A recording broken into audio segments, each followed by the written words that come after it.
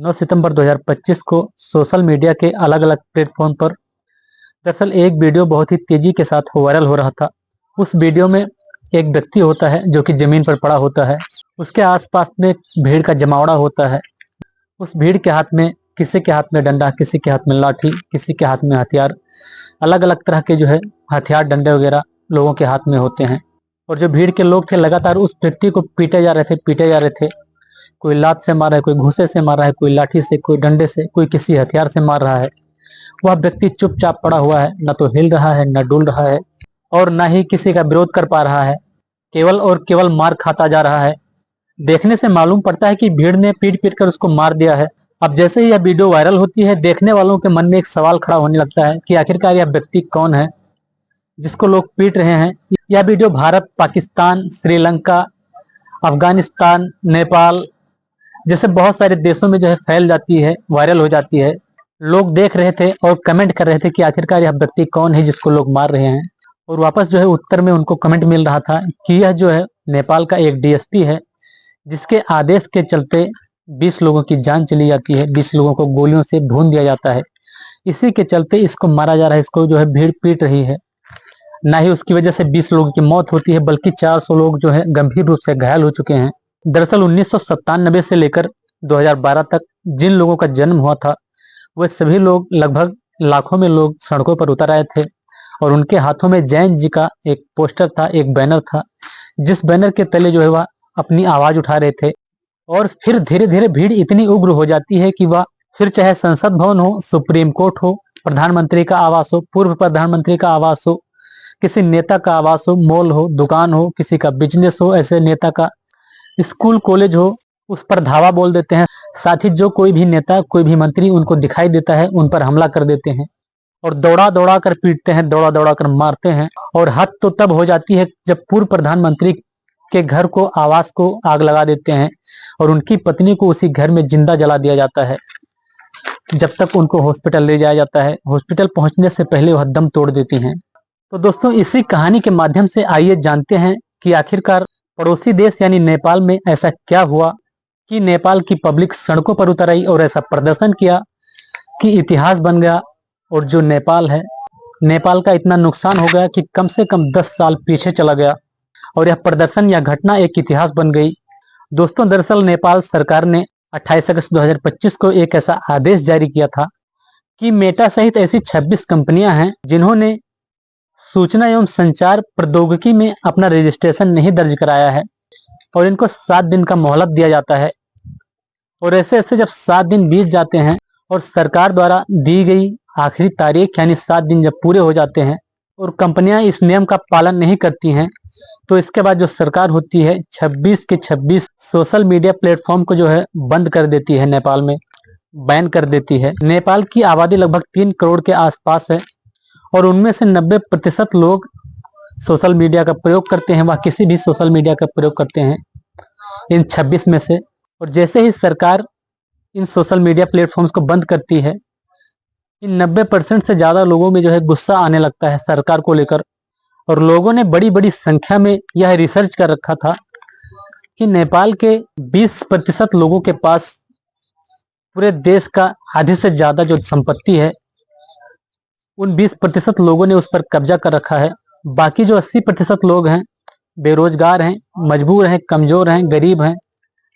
और जो ये 20% लोग हैं, इनके बच्चे बाहर घूमते हैं, बड़ी बड़ी इनके पास गाड़ियां हैं, बड़े बड़े मॉल हैं, शॉपिंग कॉम्प्लेक्स हैं, बड़े बड़े बिजनेस हैं, इनके अपने स्कूल हैं, कॉलेज हैं, फैक्ट्रियां हैं।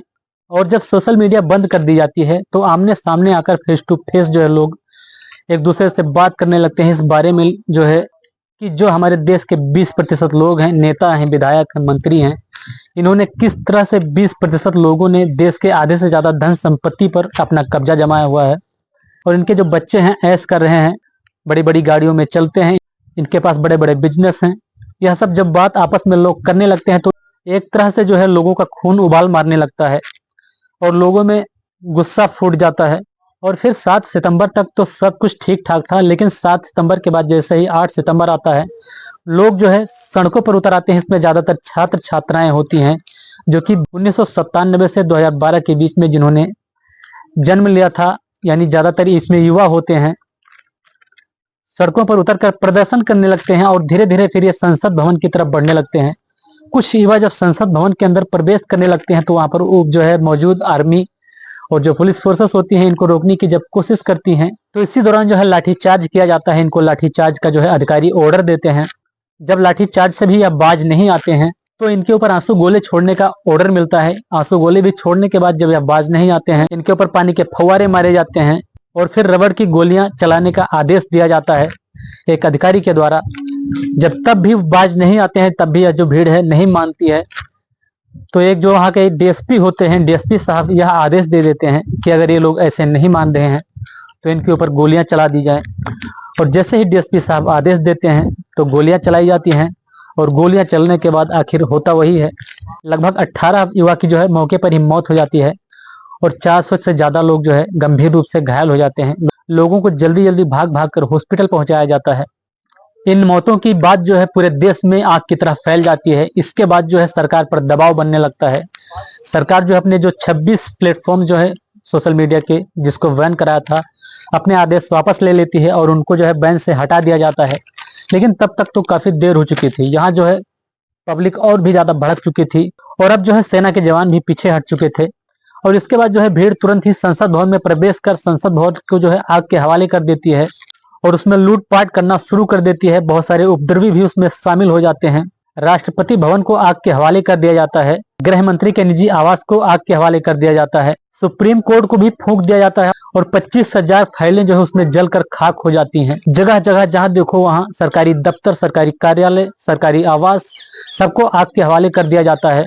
वर्तमान प्रधानमंत्री केपी शर्मा ओली के घर को भी आग लगा दिया जाता है और प्रधानमंत्री ओली शर्मा को सेना किसी तरह से हेलीकॉप्टर के माध्यम से वहां से बचाकर ले जाती है कि कहीं इनको भी मार न दे पब्लिक।